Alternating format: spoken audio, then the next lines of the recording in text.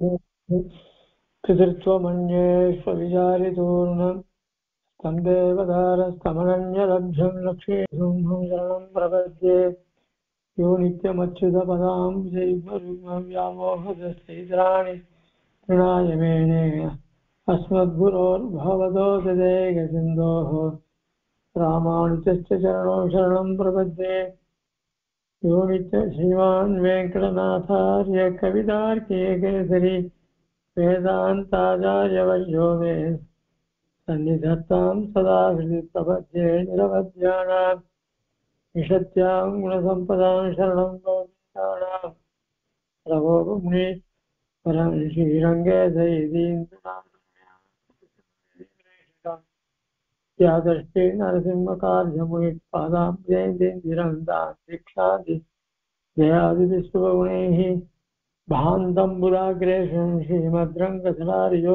जुगते श्रेयो निधिं संश्रये श्रीमश्रीरङ्गपृथ्वीश्वरषड्विगुणा संयमेन्द्रेण दृष्टं निस्तात्मानन्दसुम्ने नरहरिषणजित् योगिनेतत्प्रसादाद्यं श्रीरङ्गधारित्वयेदिवदेः प्राप्तलक्ष्मीधृङ्गास्तारं जयतीन्द्रं सकलगुणनिधिं वीररघुवीक्षतारिं श्रीरङ्गनाथ षडभोपेतीन्द्रनिष्ठं लक्ष्मीसुमदरकरुणैकपात्रं श्रीरङ्गवीरपुराष्टोपहृद्यं वेदान्तदेव्ययतीन्द्रम् अहं प्रपद्ये सम्प्राप्ताध्यात्मशास्त्रं नरहरिजडचित्रङ्गपूकारिकाभ्यां कारुण्याश्रीसुम्मे जगद्गुरोः आत्मनिक्षेपधन्यं वेदान्ते वावदूगत्वमिसर्जिता रङ्गपूर्वेण सूक्तं वाच्यं नारायणार्यं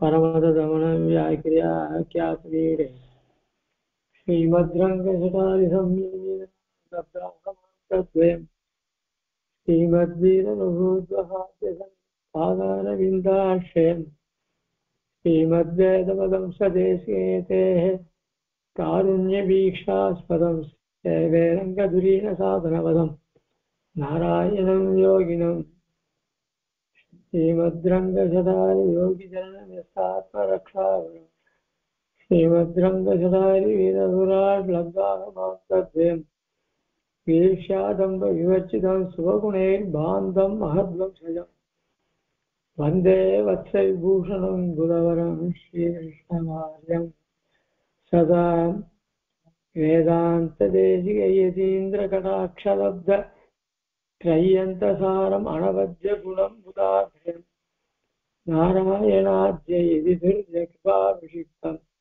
श्रीरङ्गनाथे यदि शेखरम् आश्रयामः श्रीवत्सचिन्नमिश्रेभ्यः नम उक्तिमदीमहे यदुक्तस्यै कण्ठे यान्ति मङ्गलसूत्रताम् अङ्गन्माञ्जालकरदभिमानभङ्गमायि वन्दनीं पள்ளிக்கட்டிற்கீழே சங்கமிருப்பார் போல் வந்து தலை பெய்தோம் கிங்கினி வாய் செய்த தாமரை பூ போலே செங்கன் சிறு சிறிதே எம்மேல் விழியாவோ திங்களும் ஆதித்யனும் எழுந்தாற் போல் அங்கனிரண்டும் கொண்டு எங்கள் மேல் நோக்குதியல் எங்கள் மேல் சாபம் இழிந்தேலோ எம்பாவாகை. ஆச்சரியமான பாசம். அங்கனிரண்டும் கொண்டு எங்கள் மேல் நோக்குதியல். இந்த கண் எப்படிப்பட்டது? சூரியன் சந்திர மாதிரி பிரகாசிக்கக்கூடியது. ஒரு பார்வையில தீக்ஷண்யம், அதாவது அந்த ஒளியுடைய தீக்ஷண்யம், இன்னொரு பார்வை அந்த ஒளியினுடைய குளிர்ச்சி ரெண்டு இருக்கு. அது மாதிரி விரோதிகள் பக்கத்துல அவனுடைய தீக்ஷணமான பார்வையும், ஆசிரியர்கள் பக்கத்துல அவனுடைய குளிமையான கடாட்சமும்.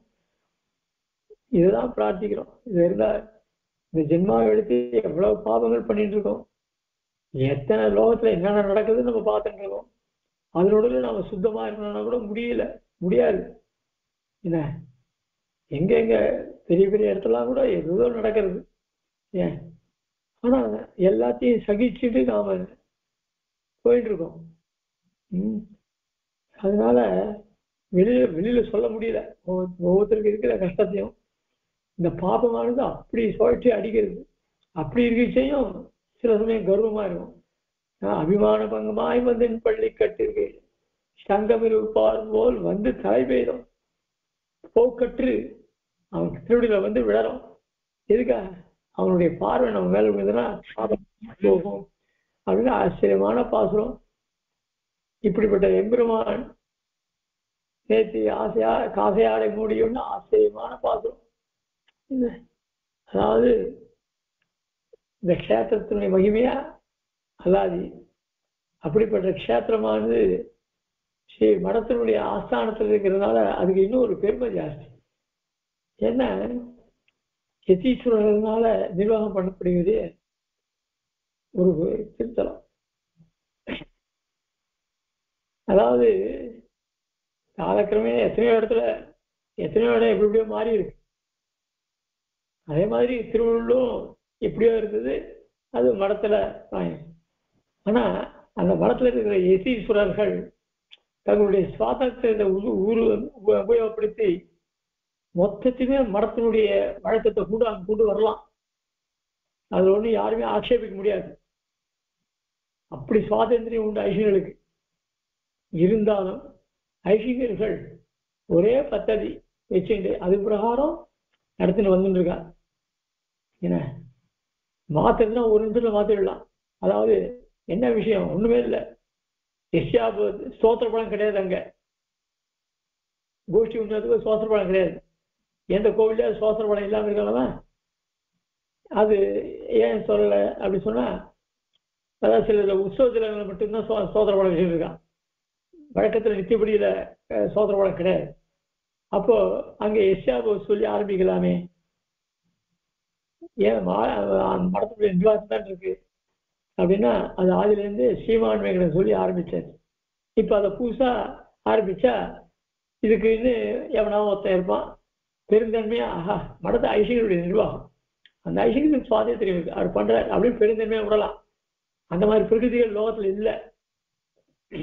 என்ன இதெல்லாம் இன்ஜினியர் காலத்துல இப்ப அனுபவம். ஐஷியர் எதிர்த்த கோர்ட்ல கேஸ் போட்டுருக்கான். ஒவ்வொரு சமயத்திலையும் ஐஷியர் பண்ற காரியங்கள்லாம் எடுத்து கோர்ட்ல கேஸ் போட்டு இருக்கான். அதான் டிசம்பர் அதை போக்கி ஏதோ பண்ணிட்டு இருக்கான். அதே மாதிரி பிரபந்தம் ஆரம்பிக்கிச்சு கேசவாரி கிருபாபத்திரம் சொல்லிதான் ஆரம்பிக்கணும். ஐஷியர்களுடைய நிர்வாகத்தில் இருக்கிற கோவில் அது. அந்த கோவில்ல கேசவாரி கிருபாபத்திரம் குறிப்பிட்ட நாள்ல தான் சொல்லலாம், மீதி நாள்ல சொல்லக்கூடாது.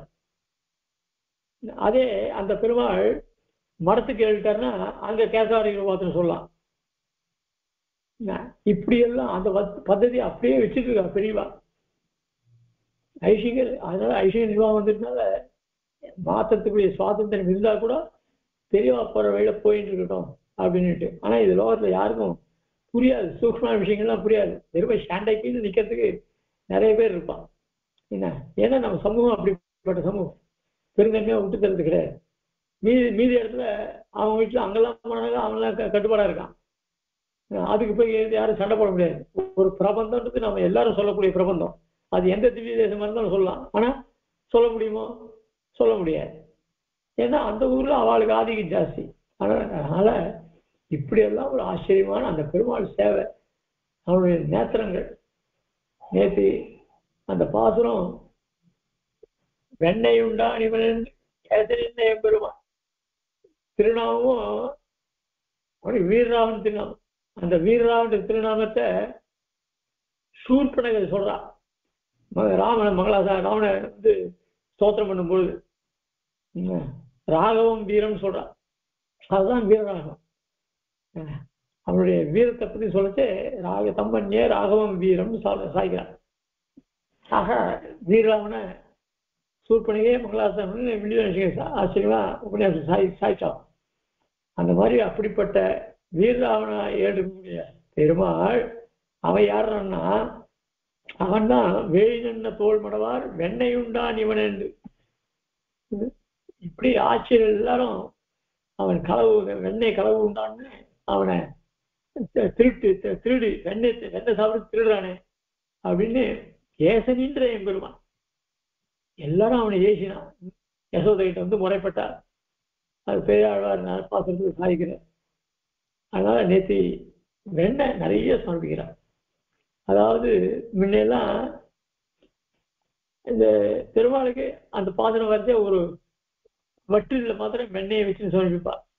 இப்போ இந்த இந்த உற்சவத்தை பார்த்துட்டு சேவார்த்திகள் கூட அன்னைக்கு ஒரு வெண்ணெயை வாங்கிட்டு வந்து சமர்ப்பிக்கிறான். அப்படி போய் கிட்டத்தட்ட 10 கிலோக்கு வெண்ணெய் அம்சையில அது கோஷ்டிக்கு விநியோகம் பண்றான். ஆச்சரியமான பாசுரம். என்ன ஒவ்வொரு வருஷம் செய்ததே ஒரு அழகான பாசுரம். இப்படி இந்த அங்க நிரண்டும் கொண்டு எங்கள் மேல் நோக்கு எங்கள் மேல் சாமி வீழ்ந்தேதோ எம்பாவைன்னு ஆண்டாள் பஞ்ச பிரகாரம் என்ன எல்லாராலையும் ஏசன் என்ற எம்பெருமான வீராவனுடைய நேர்த்தி அந்த திவ்ய தேசனுடைய பாசுர சந்தானத்தினாலையும் அதை சேவிச்ச ஒரு சந்தோஷத்தினால அப்படிப்பட்ட எம்பெருமானுடைய அனுகிரகத்தினால உங்களுக்கு எல்லாம் பல க்ஷேமங்களும் ஏற்படும் அப்படின்னு சொல்லி இன்னைக்கு கூரத்தாரனுடைய பஞ்சஸ்தவத்துல அனுபவிப்போம். அதுல கீழே அதாவது 88, 89, 90 ஸ்லோகங்கள்ல தன்னுடைய ஆக்கிஞ்சன்யம், அனஞ்ச கதித்துவம், அப்புறம் தன்னுடைய வைராக்கியம் இவைகளெல்லாம் தெரியும்படியாக தன் நைச்சாந்தனம் பண்ணிட்டு 3 ஸ்லோகங்களாக சாய்ச்சார். இப்ப 91ஆவது ஸ்லோகத்துல இருந்து 95ஆவது ஸ்லோகம் மட்டும் இந்த அதாவது பொய் நின்ற ஞானமும் பல்லா அழுக்கும் ஒழுக்குடம்பும் இன்னின்ற நீர்மை இனியாமுறாமை அப்படின்னு ஆழ்வார் நம்மாழ்வார் மங்களாசாசனம் இந்த வாழ்க்கையே ஒரு பொய்யான வாழ்க்கை, ஒழுக்கமும் சரி கிடையாது. அப்படிப்பட்ட இந்த ஜென்மம் நமக்கு இனியாமுறாமை அது வேண்டியதில்லை அப்படின்னு இந்த சம்சாரத்தினுடைய கொடுமையை சாய்கிற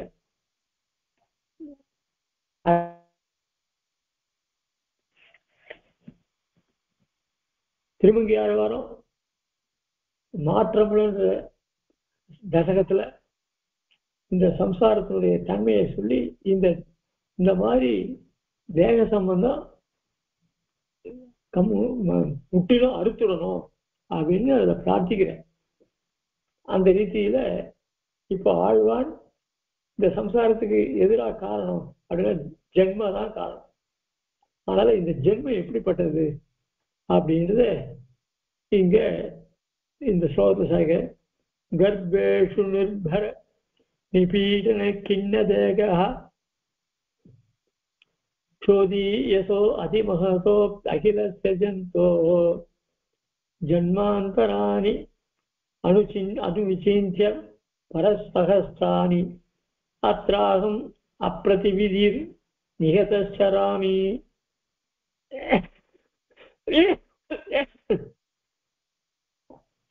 அப்படின்னு இந்த ஜென்மாவை பத்தி அதனுடைய நீச்சத்தன்மையை சொல்ற. அதனால இந்த ஜென்மாவே ஒரு கஷ்டத்தை கொடுக்குறது. விஷ்ணு புராணத்துல 6வது அம்சம் 5வது அத்தியாயத்துல இந்த சம்சாரத்தினுடைய கொடுமையை பத்தி பிரகிருதி சம்பந்தத்தினுடைய கொடுமையை பத்தி ரொம்ப சாய்கிறார். ஆழ்வாரும் திருமங்கி ஆழ்வாரும் சாய்கிறார். அதுக்கு முன்னாடி இந்த ஸ்லோகத்தினுடைய பதபதார்த்தத்தை சேர்க்கும். கர்ப்பேஷு நிர்பர நிபீடன கிண்ண தேகः சோதீயசோ அதிமஹதோ அகிலஸ்ய ஜந்தோஹோ ஜன்மாந்தராணி அனுவிசிந்திய பரசஹஸ்ராணி அத்ராகம் அப்ரதிவிதிர் நிகிதச்சராமி. சோதீயசா சிறியனவாகும், அதிமகதா அபி மிக பெரியனவாயினுமான, அகிலஸ்ய ஜந்தோஹோ எல்லா பிராணிகளின், கர்ப்பேஷு சூழ்களிலும், நிர்பர நிபீடன மிகவும் நெருக்கமான இடத்தில் உறைந்திருப்பதால், கிண்ண தேகா வருந்தின உடனே உடையவனான அகம் அடியேன் பரசகஸ்ராணி மேலும் பல்லாயிரக்கணக்கான ஜென்மாந்திராணி பிறவிகளை அனுபவிக்கின்ற எண்ணி பார்த்து அத்த இந்த விஷயத்தில் அப்பிரதிவிதி ஒருவித மாற்றமும் அறியாதவனாய் நிகிதா அழிந்து பட்டவனை போன்று ஷராமி ஊழலாகி வருகிறேன். ரொம்ப ஆச்சரியமான விஷயம். ஆனா லோகத்துல பிராமணன் அப்புறம் க்ஷத்திரியன், அதாவது பிராமணனுக்கு பிரம்மச்சரியம், கிரேசன், வானப்பிரசன், சன்னியாசி, இப்படி 4 தன்மைகள் இருக்கு. இதர பிராமணர் இல்லாதவர்களையும் இந்த கல்யாணம் பண்ணிக்கிறது இதெல்லாம் இருக்கு. தசாம் புத்திரா நாதேஹி பதிமேகா தசங்கிருதி அப்படின்னு அவள் அனுகிரகம் வேற பண்றோம். ஒரு பக்கத்துல சாஸ்திரங்கள்ல பிரகிருதி சம்பந்தத்தை பத்தியும் சம்சாரத்தை பத்தியும் அதுல ஜுகிப்சத வரணும்னு சொல்றாரு. இன்னொரு இடத்துல வேதத்துல சதமானம் பவதி சதாய புருஷ சதேந்திரியா தசாம் புத்திராநாதே பதிமேகாங்கிறது அவளை அனுகிரகம் பண்ண சொல்றது. ஆனா காஷியம் பண்ணச்சே இந்த சம்சாரத்துல விரக்தி வரணும் அப்படின்னு பக்கத்துல ஒரு வஸ்துவை அனுபவிக்கிற விஷயத்தை பக்கத்துல வச்சுட்டு அதை அனுபவிக்க கூடாது எப்படி இருக்கும்? ஏன் அந்த மாதிரி இருக்கு அப்படின்னா அதையும் மீறி நீ வைராகியத்தோட வரணும், அதையும் மீறி பகவத் விஷயத்தில் ஈடுபடணும். அப்பதான் நீ தீராக. அதுதான் ஆதிசேஷன் விஷயத்தில் சொல்லும்போது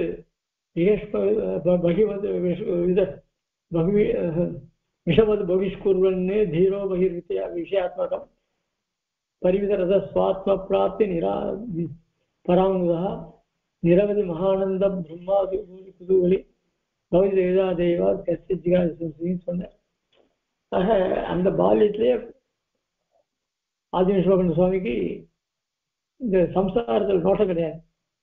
அதனால விஷமதி பகிஷ்குர்வன் இதர விஷயங்கள்லாம் விஷம் மாதிரி போதிக்கு தள்ளிட்டார்.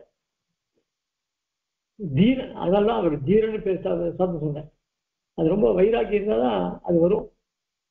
அந்த மாதிரி யாராவது ஒருத்தர் தான் கூட போருமே அப்படின்னு பெருமாள் தன்னுடைய சிருஷ்டி பிரயோஜனத்தை அப்படிதான் பார்க்கற. வழக்கமா பண்ற சிருஷ்டியை பண்றோம், வழக்கமா அந்த ஜீவர்கள் அதுல யாரோ ஒருத்தன் வழக்கமான இதே மாதிரி எல்லா இடத்துலயும் ஸ்கூல் பால் நடக்கிறது. 100 பசங்கள் படிக்கிறா, 100 பசங்கள ஒருத்தந்தான் கெட்டிக்காரனா வரான், அவன் பெரிய வித்வானா வரான். இது பேர்லாம் சாதாரண வித்வானா இருக்கா, ஏதோ இப்படிதான் நிறைய போயிட்டு இருக்கு. எல்லாருமே திருநராக வர்றதுன்னு சொல்ல முடியல.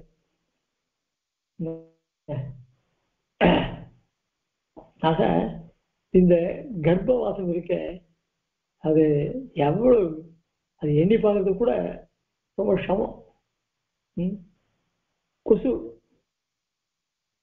ஒரு கொசுவுக்கு அந்த கர்ப்பஸ்தானம் எங்க இருக்கும் தெரியாது. யானை, பெரிய யானை உரு, அதுக்கு கர்ப்பஸ்தானம் எப்படி? அதுல இருந்தும் வஸ்து உண்டாருது, கொசுல இருந்து வஸ்து உண்டாருது. பாம்பு அதுக்கு கர்ப்பஸ்தானம் எல்லாம் எங்க இருக்குன்னு தெரியாது, ஆனா அது உண்டாருது. தவளை, எந்த ஜீவராசிகள் இருக்கிறா கூட ரொம்ப ஆச்சரியமா இருக்கு. எம்பெருமானுடைய அந்த சிருஷ்டியில அவைகளுக்கெல்லாம் எப்படி அந்த தன்மைகள்லாம் வருது. அதனுடைய இடத்தை பெருக்கிறதுக்கு அதுக்கு ஒரு இச்சை இருக்கும்போது நமக்கு ஒரு இச்சை இருக்க மாதிரி அந்த இச்சையை அதுக்கு வெளிப்படுத்த முடியாது. ஆனா இந்த மாதிரி கர்ப்பேஷ் நிர்பர நிபீட கிண்ண தேகம், அதுல சோதியசனா சின்னது, அதிமகதா அப்படி பெருசு. அதனால சின்னதா இருக்கிற கொசுலையும் ஜந்துக்கள் உண்டாருது. யானை தன்னுடைய சரீரத்தை தூக்கி நடக்க முடியாது. அதுக்கு எப்படி அந்த ஸ்திரீ யானையோட சங்கமம் ஏற்பட்டு அதுக்கு குழந்தை உண்டாருது. அதுக்கு ஒரு காலை தூக்கத்தே கஷ்டம், தலைக்கு மேல தூக்கிதுன்னா கஷ்டம். அதுக்கு ஒரு இது. அதனால சோதீய அதிமகத்தோ அப்படிப்பட்ட ஜீவராசிகள் ஜந்தோ ஜீவராசிகளிலிருந்து அதனுடைய கர்ப்பத்திலிருந்து கர்ப்பேஷு அந்த கர்ப்பத்திலிருந்து நிர்பர நிபீடன, அதாவது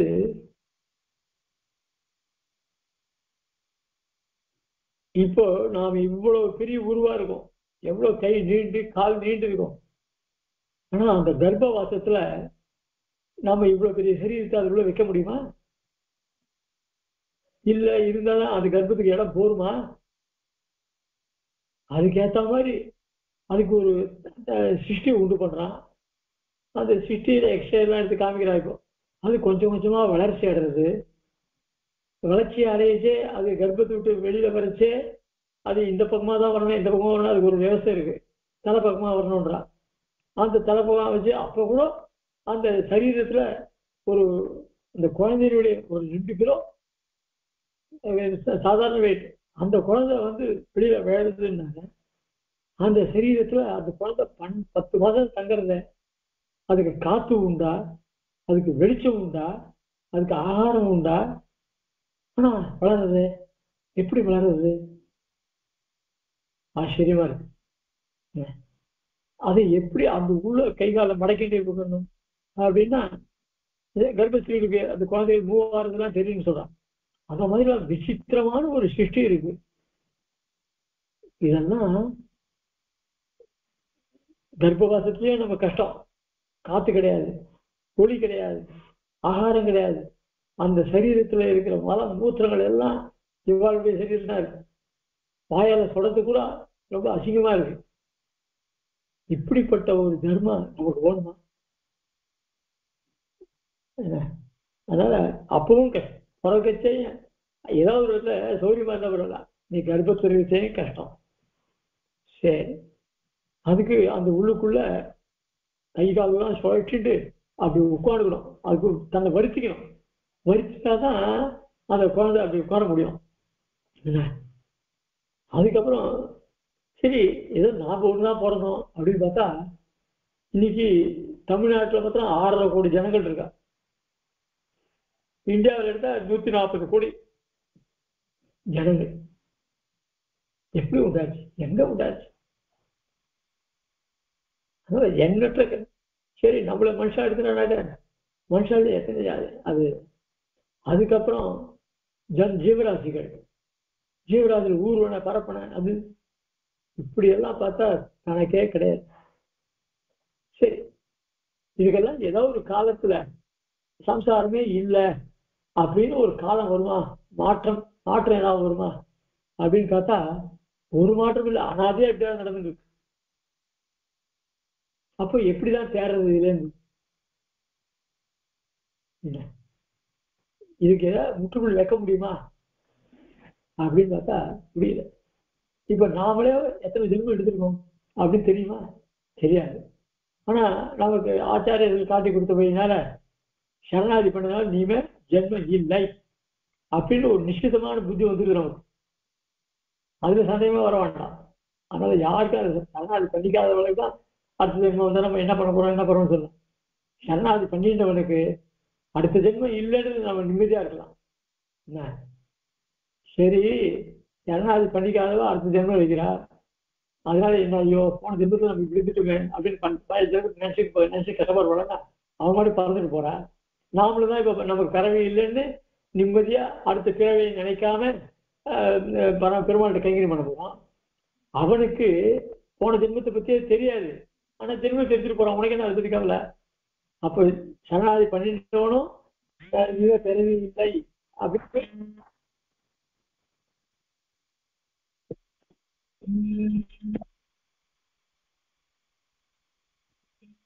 காலசேதை முடிச்சு சொல்றேன், பேசுறேன் உங்ககிட்ட.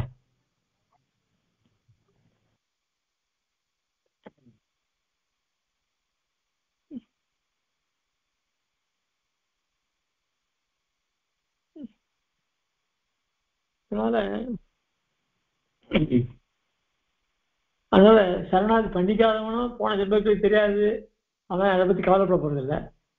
சரணாகதி பண்ணிட்டவனும் அடுத்த ஜென்மம் இல்லை, அதனால அதை பற்றி கவலைப்பட வேண்டியதில்லை அப்படின்னு ரெண்டு துள்ளி தானே அப்படின்னா இவன் இன்னும் பிறவி எடுத்துட்டே தானே இருக்க போறான். அதனால அது வேண்டாமே, சாஸ்திரத்துக்கு வழி சொல்லியிருக்கேன். அதனால சரணாகதி பண்ணிட்டா ஒன்னால ஒரு சிருஷ்டி குறைஞ்சதில்லை பெருமாளுக்கு. அவன் நிறுத்த போறது இல்லை, அவன் பண்ணிட்டேதான் இருக்க போறான். அது எப்பவும் எல்லாரும் வந்து பெருமாளுக்கு சரணாகதி பண்ணிக்க முடியாது. அதனால சிருஷ்டி நடக்கதான் இருக்கும். அதுல சரணாகதி பண்ணிக்கிறவா போன வருஷத்தை விட இந்த வருஷம் அதிகமா இருப்பா. அப்படிதான் போகுமே தவிர, ஏன்னா சாஸ்திரத்தை நம்பிக்கை வந்து வர வர வர வர சரணாகதி பண்ணிக்கிற நிறைய ஆயிடுவா. ஆனா எனக்கு நில் பாயிண்ட்ல வராது, சிருஷ்டியே கிடையாது அப்படின்னு ஒரு நாளும் வராது. அதனால இந்த சம்சாரத்தை நம்மளால மாற்றவே முடியாது. படைப்பு, ரட்சித்தல், அழித்தல்ன்றது நிற்கவே நிற்காது. அப்படிப்பட்ட விசேஷமான பிரகிருதி சம்பந்தம். அடுத்த ஆழ்வாரும் ஆச்சரியமான பாசனங்கள் சாதிக்கிறார். அதாவது திருமங்கை ஆழ்வார் அவர் ஆரம்பிக்கிச்சே நைமிஷானந்த பாசனத்தெல்லாம் தன்னுடைய இளமையெல்லாம் எப்படி கழிச்சுன்றதுதான் சாய்க்கிறார். அதனால இங்க தேக சம்பந்தத்தை அறவே போக்கணும் அப்படின்னு பெருமாளை பிரார்த்திக்கிறார் ஆழ்வார். மாற்றமுள்ள ஆகிலும் சொல்லுவன் மக்கள் தோற்ற குழி தோற்றுவிப்பார்கள் என்று இன்னும் ஆற்றங்கரை வாழ் மரம் போல் அஞ்சுகின்றேன்.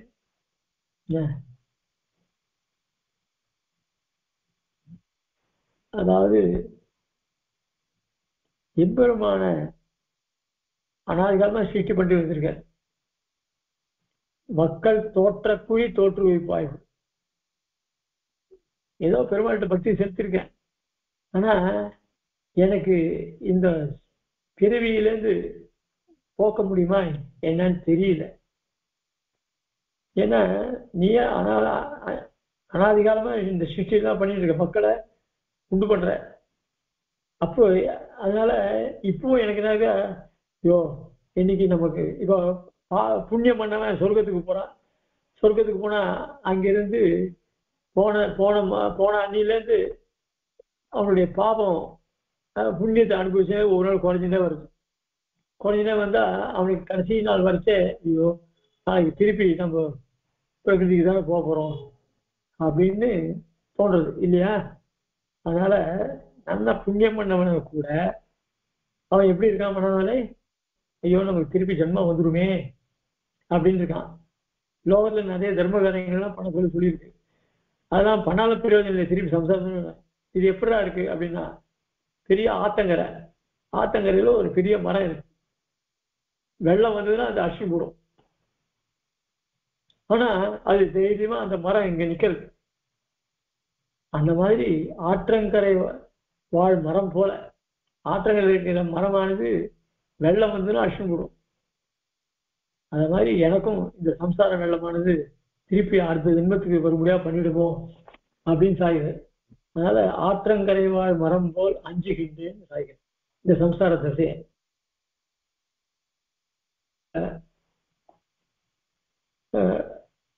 காற்றுக்கு இடைப்பட்ட கலவர் மனம் போல அப்படின்னு சொன்னான். அதாவது ரெண்டு பேர் கள்ளக்காதல் பண்றா.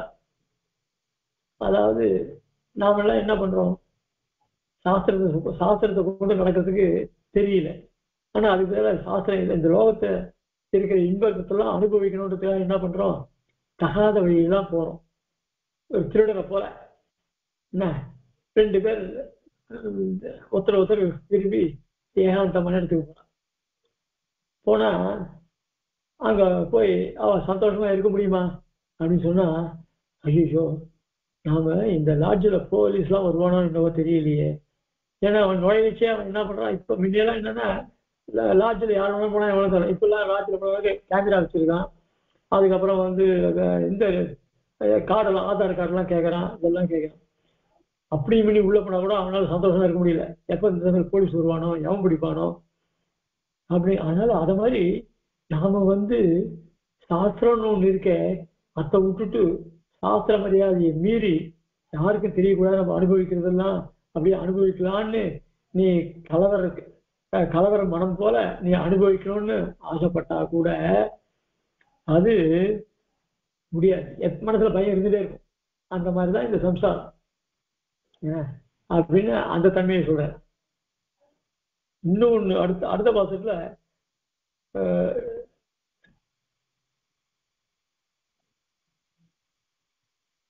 பாம்போடு ஒரு குறையில பயின்றால் போலே தாங்காது உள்ளம் தள்ளும் அப்படின்னு சாய்கிற. இது எப்படி இருக்கு அப்படின்னு சொன்னா, இந்த சரீரங்கள் இருக்க, இந்த சரீரத்துக்குள்ளதான் இந்த மனசுன்னு ஒண்ணு இருக்கு. இந்திரியங்கள்லாம் இந்த ஐங்கருவி கண்டம் என்பது அதுகள்லாம் என்ன ஆகுது, அது வழியே மனசு போயிடுச்சுனா கூட பரவாயில்ல. மனசு அதுல இருந்து நான் போக மாட்டேன், இந்திரியங்கள் மட்டும் தெரிஞ்சு இருந்துச்சுனாக்கா அது என்ன பண்ணும், பயந்துட்டே தான் இருக்கும். அதனால நமக்கு எப்போ, அதாவது மேல கூரை இருக்கு, ஆனா அதுல பாம்பு இருக்கு, அது கீழே படுத்துக்கணும், ஓட்டு விட்டு தான் கீழே படுத்துக்கணும், தூங்க வரும் அவனுக்கு ராத்திரி. அதனால இந்த மாதிரி இந்த ஐங்கருவிகளை கொண்டு இந்த சரீரத்தை அடைச்சிருக்கானே, இது என்னைக்குமே நம்ம அதில் பாதாளத்துன்னு தள்ளும், நம்மளை சீண்டாத போகாது அப்படின்னு அந்த பாம்போடு ஒரு கோயிலை பயனால் போல் தாங்காது என் உள்ளம் தள்ளும். அப்பவும் நம்ம மனசுல பீதி இருக்கும், அவனுக்கு தூக்கம் வராது. இதெல்லாம் சம்சார திசைய. அதுக்கப்புறம் இருபாடேன் கொள்ளியின் உள்ளேரும்பே போல் அப்படின்னு சாயி. அதாவது ஒரு கட்டை இருக்கு, அந்த கட்டையில எறும்பு எல்லாம் நிறைய இருக்கு. திடீர்னு ஒரு அந்த கட்டையில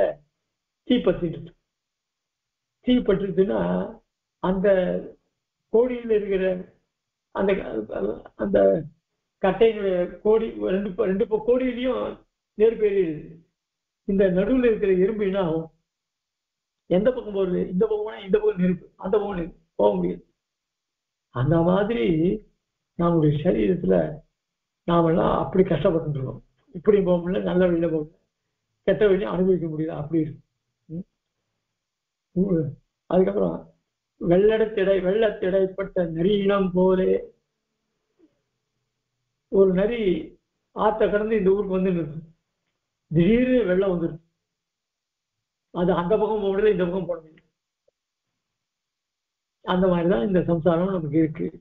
இப்படியெல்லாம் ஒவ்வொரு இடத்துலயும் ஒவ்வொரு திஷ்டாந்தத்தை சுவாமி திருமங்கையாளர் காமிக்கிறார். அப்படிப்பட்ட கொடுமையானது இந்த சம்சாரம். அதுவும் இல்லாத இந்த கர்ப்பவாச காலத்துல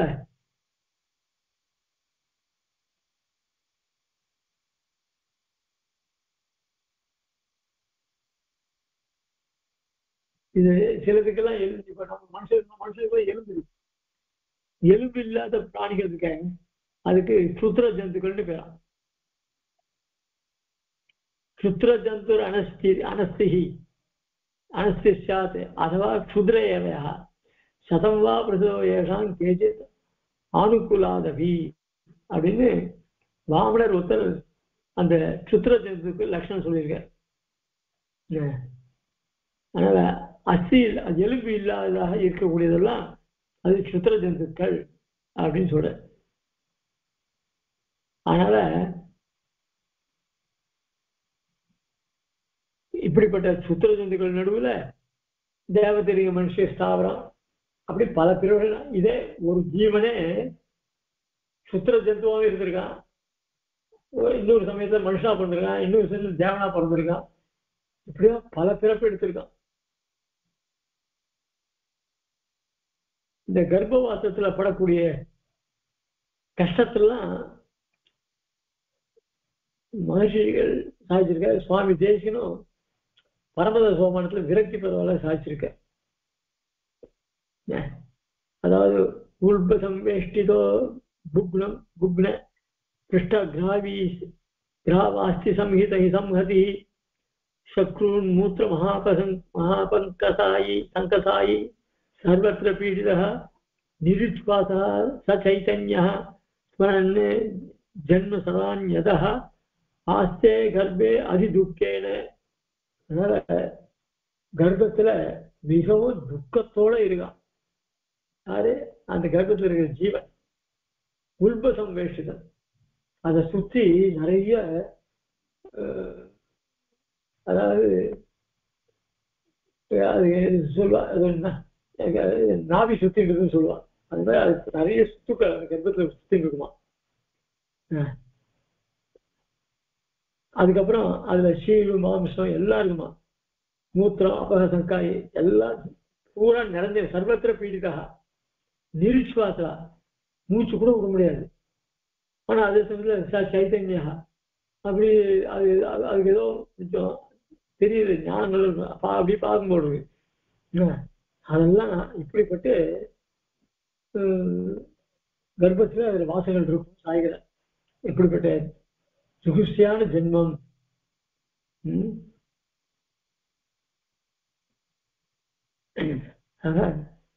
ஒரு கர்ப்பத்துல ஒரு ஜீவன் வாசம் பண்ணும்போது அந்த ஜீவனுக்கு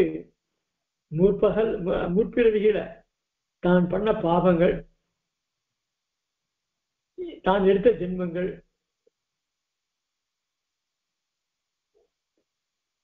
என்ன, அப்புறம் தனக்கு பின்னாடி பிறவில ஏற்படக்கூடிய நன்மை தீமைகள் இவையெல்லாம் அதுக்கு ஞாபகம் வருமா. ஒரு கர்ப்பத்துல ஒரு குழந்தை இருக்கு அப்படின்னு சொன்னா அதுக்கு முன் ஜென்மத்துல எப்படி இருந்தது, என்னென்ன கஷ்டங்கள் அனுபவிச்சோம், என்னென்ன பாவத்தை பண்ணோம், சரி இப்ப நம்ம ஜென்மம் எடுக்க போறோமே அந்த ஜென்மாவில எது நல்லது கெட்டது இதெல்லாம் நம்ம பார்த்து பண்ணணும் அப்படிதான் நினைக்க மாட்டோம். இத கர்ப்போபனிஷத்துன்னு ஒண்ணு இருக்கு. அந்த கர்ப்போபனிஷத்துல இது சுருக்கமா விஸ்தாரமா சொல்லியிருக்க. அதுக்கப்புறம் சுஸ்ருதாதி சம்ஹிதைன்னு சம்ஹிதை, அப்புறம் ஜோதி சாஸ்திரங்கள், விஷ்ணு புராணங்கள் இவையெல்லாம் ரொம்ப விரிவா பேசியிருக்குன்னு சாகுது. அதான் இங்க சுவாமி ஆழ்வானும் 3ஆம் அடியில ஜன்மாந்தராணி அனுவிச்சிந்திய பரசகஸ்திராணின்னு சாய்ச்சார். அதனால அது சுருக்கமா சார். ஜென்மாந்தராணி எத்தனையோ ஜென்மங்கள் எடுத்திருக்கோம், முன்னாடி எடுத்துருக்கோம் பின்னாடி எடுத்திருக்கோம். ஆனா அதெல்லாம் நமக்கு ஞாபகம் வராது. ஆனா கர்ப்பத்தில் இருக்கும்போது அதுகெல்லாம் ஞாபகம். அத்திராசம் அப்பிரதிவிதி அப்படின்னு சொன்னதால ஒரு மாற்றம் இல்லாம அப்படியே பெருமாள் பண்ணிருக்கேன் சிருஷ்டியில. சரி போன ஜென்மம் தான் கர்ப்பத்தை வேற வழியா பண்ணோம், இந்த தலைப்பக்கமா அந்த கர்ப்பஸ்தானத்தை வச்சு அப்படிதான் கர்ப்பம் வரட்டுமே அப்படின்னு பண்ணலாம். அடுத்த சிருஷ்டி இப்போ நாம ஒரு ப்ராடக்ட் உற்பத்தி பண்றோம், அது முதல்ல மார்க்கெட்டிங் போச்சு, அதுக்கு ரெஸ்பான்ஸ் எப்படி இருக்கு அப்படின்னா உடனே அடுத்த ப்ராடக்ட் அதுக்கு ஏற்ற மாதிரி மாற்றி அமைக்கிறது உண்டோ இல்லையோ. அந்த மாதிரி சரி சிருஷ்டி பண்றத வழக்கமா ஏதோ கர்ப்பத்திலிருந்து வரா மாதிரி பண்ணிட்டு இருக்கோம், அது வேண்டாம், அடுத்த ஜென்மத்துல காதுல இருந்தோ வாயில இருந்தோ ஒருபடியா பண்ணிடலாமே அப்படின்னு மாற்ற வேண்டியது தானே. அன்னைக்கு ஆரம்பிச்சாங்க எப்படி அப்படியேதான், அது எந்த வித மாற்றமும் கிடையாது. அதனால ஜீவனம் பிறகுச்சே என்ன பண்றாங்க, எல்லாத்த போய் தாய்ப்பாலை சாப்பிட்றான், இல்லை நம்மளோட போடுறோம்னா கிடையாது. அதனால இதெல்லாம் ஒரு மாற்றம் இல்லாத, அதனாலதான் இங்க அப்பிரதி விதின்னு சொல்லிட்டு எந்த மாற்றமும் இல்லாம அந்த காரியம் நடந்துருக்கு. நாங்களும் அப்படியே அனாதிகாலமா இந்த சம்சாரத்துல வாழ்ந்து வரோம். இதுல இருந்து போறதுக்கு வழி தெரியாம அந்த பிரார்த்தனை நிர்வாக காரியங்கள ரொம்ப ஆச்சரியமா சாய்கிறது. அதெல்லாம் சொல்லணும்னா இன்னும் ஆகி இப்படிப்பட்ட ஒரு கேவலமான தேக சம்பந்தத்தை கொடுக்கக்கூடிய ஜென்மம் அத்தை நம்ம போக்கடிக்கணும். அது எப்படி போக்குறதுனா என்ன, சரணாகதி பண்ணாதான் போகும். அதனால சரணாகதின்றது பண்ணி அதை நம்பிக்கை இருக்கோ நம்பிக்கை இல்லையோ சரணாகதி பண்ணிட்டு இருக்கோம். அதுக்கப்புறம் பெருமாள் உங்களுக்கு இது பண்ணுவார்.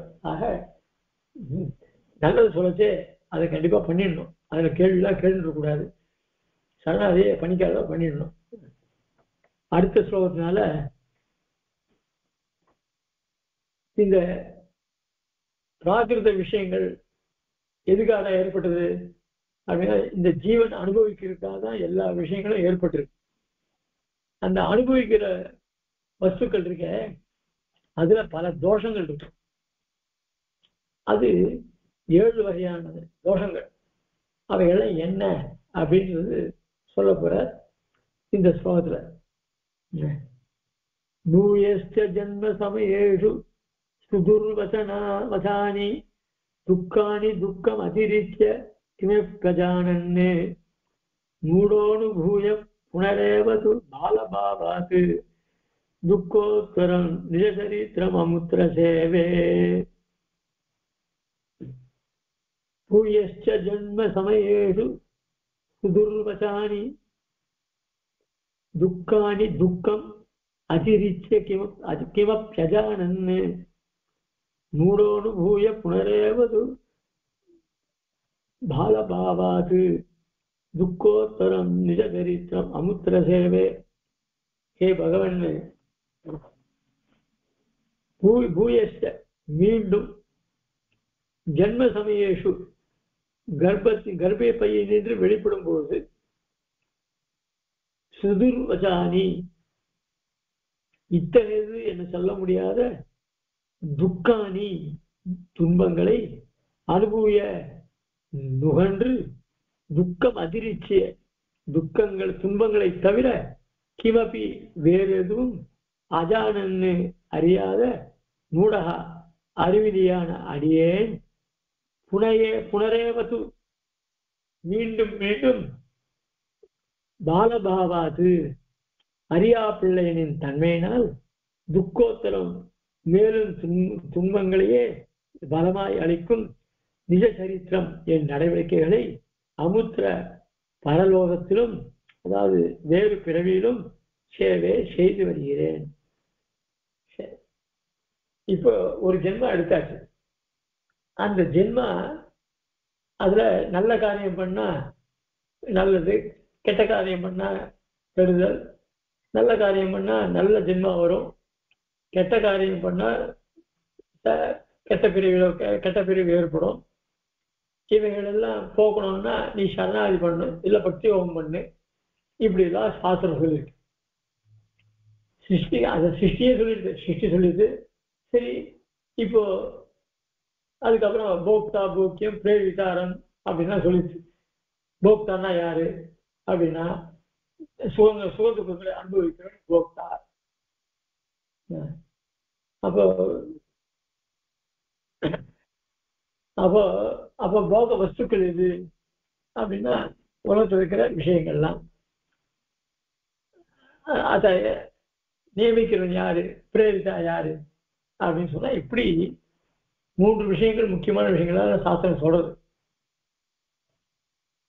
சொல்லிட்டு இதெல்லாம் தெரிஞ்சுட்டு நீ இதெல்லாம் இருந்து விடுபடணும்னாக்கா நீ விரக்தியை கொண்டு இதர விஷயங்கள்ல இருந்து உன்னுடைய இந்திரியங்கள்லாம் கட்டுப்படுத்தி அதுக்கு என்ன பண்ணணும், நீ சத்சங்களோட சேரணும், பெருமாள் ஆதிமுக்கிய பெருமாள் சேவிக்கணும், ஆச்சாரியம் சேவிச்சுட்டு வரணும். இப்படி எல்லாம் பல வழிகளும் சொல்றது.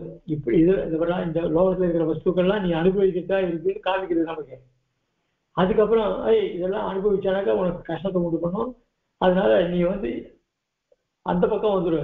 அந்த பக்கம் அதாவது வைராக்கியத்தோட இதுலேருந்து மீட்டு அதில் வந்துடுவ. அங்கே வந்தால் நீ என்ன பண்ணணும், நல்ல விஷயங்கள் கேட்கணும், பகவத் விஷயமா கேட்கணும், ஆச்சாரிய சம்பந்தமாக இருக்கணும். இப்படி எல்லாம் சொல்லி இப்படிதான் இருந்து உன்னுடைய அப்புறம் சரணாகதி அனுஷ்டிச்சானாக்க அதுக்கப்புறம் உத்தர காலத்துல நீ இப்படி எல்லாம் இருக்கணும் அப்படின்னு சாஸ்திரம் அந்த பக்கம் சொல்றது. இதுல நம்ம என்ன பண்றது, கர்ப்பத்துல இருக்கச்சே ஏதோ தெரியுதுன்னு சொல்றா, ஒரு ஜென்மம் தெரியுது, இது நல்லது செய்யக்கூடாது, நல்லது கெட்டது செய்யக்கூடாது, நல்லது செய்யணும் கெட்டது செய்யக்கூடாது அப்படிதான் நினைச்சிட்டு இருக்கான் அந்த கர்ப்பத்துள்ளேயே. வெளியில வச்சு இவனுக்கு ஒண்ணுமே தெரியல. பிறக்க செய்ய கஷ்டப்பட்டு பிறகுறான். அதனால அந்த துக்கத்தை வாய் விட்டு சொல்ல முடியாது, இப்படிப்பட்ட துக்கம் சொல்ல முடியாது. அப்படிப்பட்ட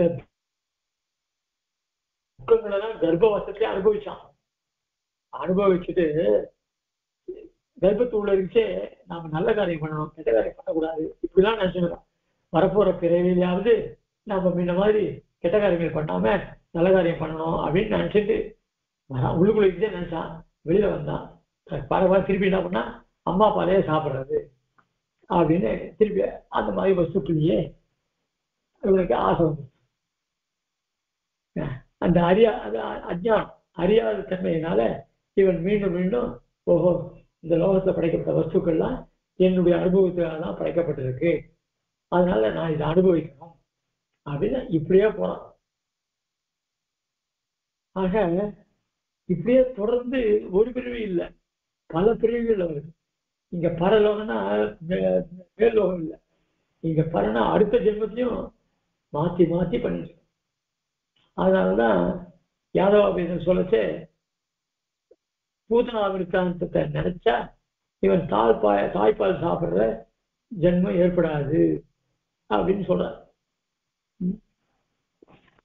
ஆக இப்படி இங்க லோகத்துல சிருஷ்டிக்கப்பட்ட வஸ்துக்களை இந்த ஜீவன் அனுபவிக்கிறதுனால வரக்கூடிய தோஷங்களை சொல்ற. அர்த்தானாம் ஆர்ஜனே துக்கம் ஆர்ஜிதானாம் ச ரக்ஷனே ஆயே துக்கம் வேயே துக்கம் அப்படின்னு துக்கம் வந்து தொடர்ந்து வந்து. ஏன்னா இந்த அனுபவிக்கக்கூடிய வஸ்துக்கள் இருக்க இந்த லோகத்துல அதெல்லாம் ரொம்ப அல்பம். ஆனா அல்பம் மட்டும் இல்ல, நிலையில்லாது.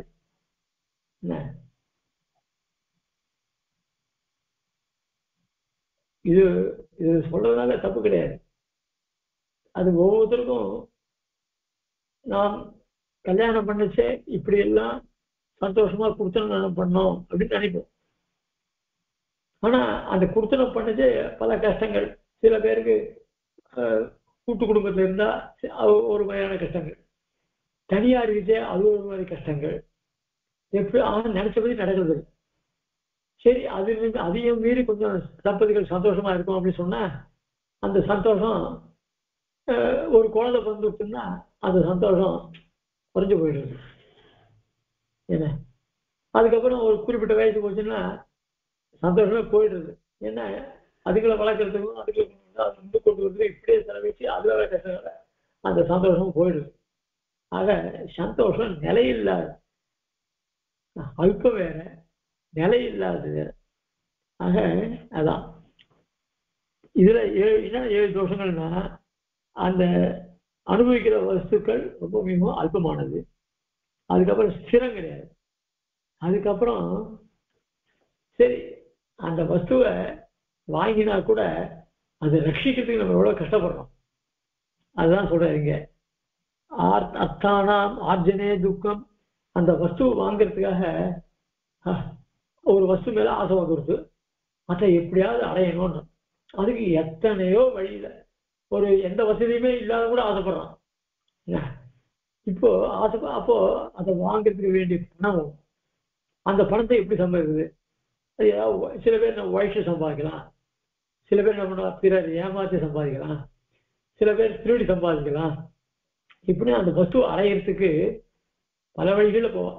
சில பேர் நேர் வழியில அதை அனுபவிக்கணும்னு அனுபவிப்போம் அப்படின்னு அனுப்பிடுவோம். ஆக அதுக்காக அத்தானாம் ஆர்ஜனே துக்கம், அதை வாங்குறதுக்காக பல சிரமங்கள் படும். ஆர்ஜிதானாம் அப்படி கை மீறி அந்த வஸ்து வந்துருக்குன்னா, ஐயோ இந்த உயர்ந்த வஸ்துவை இன்னொருத்தர் கண்ணில் பட்டுதுன்னா அவன் பறிச்சுட்டு போடுவான். ஆனா அதை ஜாகிரதையா வச்சுக்கணும்.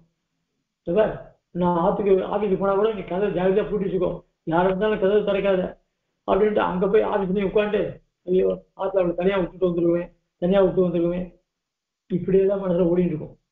ஆனா ஆர்ஜிதானாம் ரக்ஷனே துக்கம், அதை ரட்சிக்கிறதுல பெரிய துக்கம். இதெல்லாம் ஆயே துக்கம். அதனால சம்பாதிக்கிறதுலயும் துக்கம், செலவழிச்சாலும் துக்கம். அதனால துக்கமானது என்னைக்கு அதுதான் நிலையா இருக்கு, சந்தோஷம் நிலை கிடையாது. இப்படி துன்பத்தை தரக்கூடியது அல்பம், அஸ்திரம், துக்கத்தை தரக்கூடியது. அதுக்கப்புறம் ஸ்வர்கே விபாத பீதஸ்ய க்ஷைஷ்ணோ நாஸ்தி நிவர்த்தி. அதாவது இப்ப அதான் ஏற்கனவே சொன்னேன், இவன் புண்ணியம் பண்ண சொர்க்கத்துக்கு போனான். சொர்க்கத்துக்கு போனா முதல் நாள் முடிஞ்சது, 2ஆம் நாள் முடிஞ்சது, 3ஆம் நாள் முடிஞ்சது. இவனுக்கு 20 வருஷம் இருந்தது. அந்த 20 வருஷம் கழிச்சு திருப்பி கீழே வந்தான். ஒவ்வொரு நாள் குறைய குறைய அவனுக்கு மீட்டர் ஏறிட்டே இருக்கும். ஐயோ நாள் குறைஞ்சு போச்சு, நாள் குறைஞ்சு போச்சு. அங்க அங்க சுகத்தை அனுபவிக்கதா போனான். ஆனா அங்க நாள் கைதித்த பார்த்தோன்னே துக்கம் வந்துருச்சு. அதான் சொர்க்கேபி பாத பீதசிய சுகத்துல இருந்தா கூட ஐயோ இன்னைக்கு கீழே விழுந்துட போறோமோ அப்படின்னு அந்த பீதி வருது. நாஸ்தி நிவர்த்தி அதான் மாற்ற முடியும் அப்படியே. அதனால துன்பம் கலந்தது. துக்கம் வேற, துன்பம் வேற.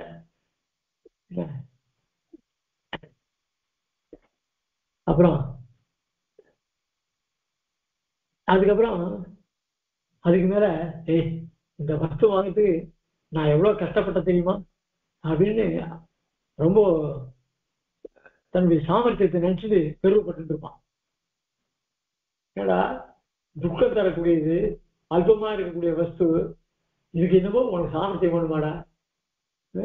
நீ இதுல இல்லாண்டு மாறி அங்க நல்ல விஷயம் இருந்தா அதுதான் சாமர்த்தியம் சொல்லாமே தவிர, இது பசுமாடு என்ன பண்றது? சாப்பிடுறது, தூங்குறது, ராத்திரியில மித்திரம் பண்றது, எல்லாம் தான் அதுவும் பண்ணிட்டு இருக்கு. பசுபிக் சமான மனுஷனும் அதே தான் பண்ணிட்டு இருக்கான். இதுவா வாழ்க்கை? இதேத்து மீறி அவன் விலட்சணம் அத்தியனம் பண்ணி அப்படி சாஸ்திரங்களை வாசிச்சு அப்படி வரானா, அவன் என்ன சீயம் வாசிச்சிருக்கான், அத்தியனம் பண்ணியிருக்கான், காஷயம் பண்ணியிருக்கான் அப்படின்னு சொன்னா அப்படி அவளுடைய சாமர்த்தியங்கள் பார்த்தா எப்படி வருது? இவளை கேட்ட விலட்சணம். இன்னொருத்தன் சொல்றான், எல்லாம் வேஷன்டா இது அப்படின்றான் இன்னொருத்தன். இவைகளெல்லாம் லோகத்துல விசித்திரமா இருக்கு எல்லாம். ஆக அப்படி இந்த தன்னுடைய சாமர்த்தியம்னு கொண்டு அகங்காரம் வருது. அந்த எதுனால? அந்த வஸ்து இது பண்றதுனால, அபிமானத்தினால. இது விபரீத அபிமானம், இதனால விபரீத அபிமானம்னு பேரு. அப்புறம் இது என்ன ஆகுது அப்படின்னா, இது பகவானையோ ஆச்சாரியனையோ அடைய முடியாதபடி பண்ணக்கூடிய தன்மை உடையது இந்த வஸ்துக்கள். இத்த அனுபவிச்சுவன் யாராவது பெருமாள்கிட்ட போகணும்னு எதிர்பார்க்கணும். சூதாட்டம் அவனுக்கு 24 நாள் சீட்டு கட்டியே உட்காந்துருப்பான். இப்பெல்லாம் கிளப்ல எங்க ரெஜிஸ்டர் கிளப்ல இருக்குமான்னு முன்னெல்லாம் சில பேர் ஆத்திலேயே சீட்டு கட்டு நடக்கும்.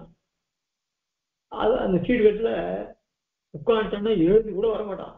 அவன் இருக்கிறத கொண்டு டிஃபன் கொடுக்கணும்.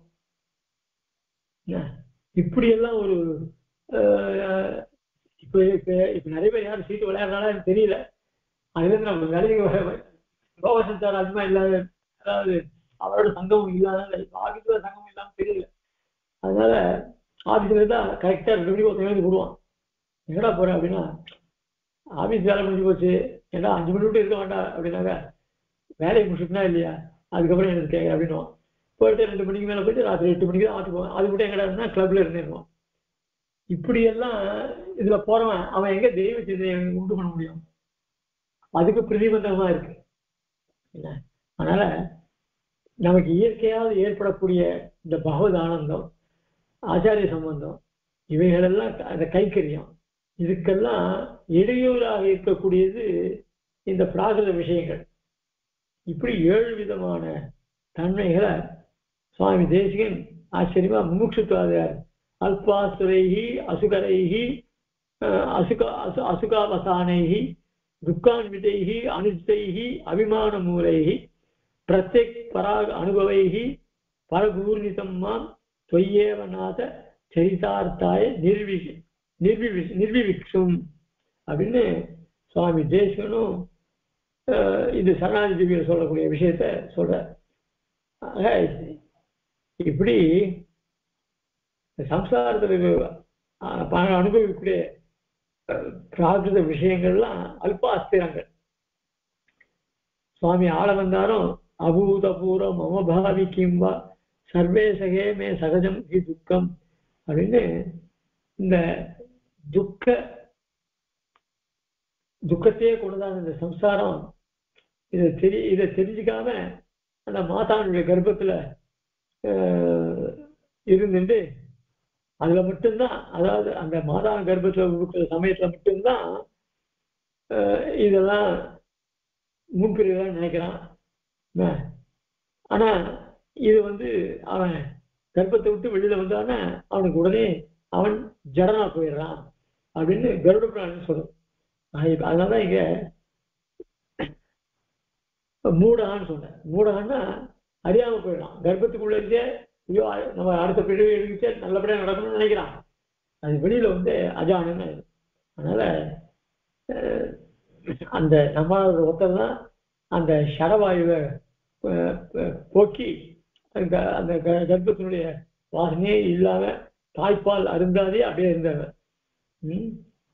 ஆனா அப்ப அந்த சமயம் தான் பெருமாள் பிராட்டியாரை சேனை இவாளெல்லாம் கொண்டு ஆழ்வாருக்கு உபதேசம் பண்ண அது சாத்தியமாச்சுன்னு சொல்ற.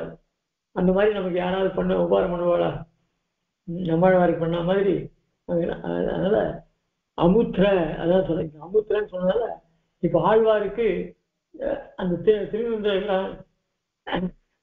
நின்றபிரான் ஆதிப்பிரான் நின்ற நிற்க அவனுடைய அனுபவத்தினால பெருமாளுக்கு ஆழ்வாருக்கு இவ்வளவு இதெல்லாம் ஏற்படுது, நமக்கு எப்படி ஏற்படும் அப்படின்னு அங்க சாய்க்கிறார். அடுத்த ஸ்லோகத்திலையும் இதே இந்த பிரகிருதி சம்பந்தத்தை பற்றி சாய்கிறார். சார் பூயாம்சி பூய உபயன்னு பூயாம்சி பூய உபயன்னு விவிதானி துக்கானி அந்நியச்ச துக்கம் அனுபூய சுகபிரமேன துக்கானுபந்தம் அபிதுக்க விமிஷ்ரமால்யம் அவிமிஷ்ரமல்பம் க்ஷுத்ரம் ஜுகுப்சித சுகம் சுகமித்யுபாசே அப்படின்னு சாய்கிற. இதனுடைய விவரங்கள்ல நாளைக்கு பார்ப்போம். 92 ஸ்லோகம் ஆயிருக்கு, 93வது ஸ்லோகம். அதான் என்னடா இது, ஏதாவது சோத்திரத்தில் நல்ல விஷயங்கள்லாம் கேட்கலாமே அப்படி திருப்பி இந்த ஜென்மாவையும் நம்மளுடைய ஸ்திதியும் இப்படி கேட்க முடியாதுன்னா இதெல்லாம் தெரிஞ்சுட்டு நாம சாஸ்திர பிரகாரம் என்ன நமக்கு உண்டோ அதை அனுபவிச்சு நம்ம போகணும். அதனால வைராக்கியம் ஒருத்தனை கம்பல் பண்ணி வரக்கூடாது, அது தானா வரணும். இதெல்லாம் இருக்குது தெரிஞ்சுக்கணும், தெரிஞ்சுட்டு அதுக்கேற்ற மாதிரி அதுலேருந்து வெளிவரத்துக்கு பிரயத்தனப்படும், அவ்வளோதானே தவிர இது அவ இஷ்டத்துக்கு எப்படினாலும் இருக்கலாம், அது பற்றியும் இது கிடையாது. அதுக்காக இவ்வளவு தூரம் சொல்றாரு, இது கேட்கறதுக்கே சுபிசுமா இருக்கு அப்படின்னு இருக்காது. இது பண்ண இது நிறைய விஷயங்கள் இருக்கு. அதனால இதை எல்லாரும் ஸ்ரத்தையா கேட்கணும். கவிதாரி சிம்ஹாய கல்யாணம் அனுசாரமே ஸ்ரீமதே வெங்கடேசாய வேதாந்த குருவே நம. ஸ்ரீமதே சிவன் ஸ்ரீ வேதாந்த தேசி யதீந்திர மகாதேவிகாய நம. ஸ்ரீமதே வேதாந்த வாசிஸ்ரீ நாராயணாதி மகாதேவிகாய நம. ஸ்ரீமதே ஸ்ரீ வாதவாதி நாராயண ஸ்ரீமதே வாசி கிருஷ்ணமாதி மகாதேவிகாய நம. ஸ்ரீமதே சிவன் ஸ்ரீ ரங்கநாத யதீந்திர மகாதேவிகாய நம.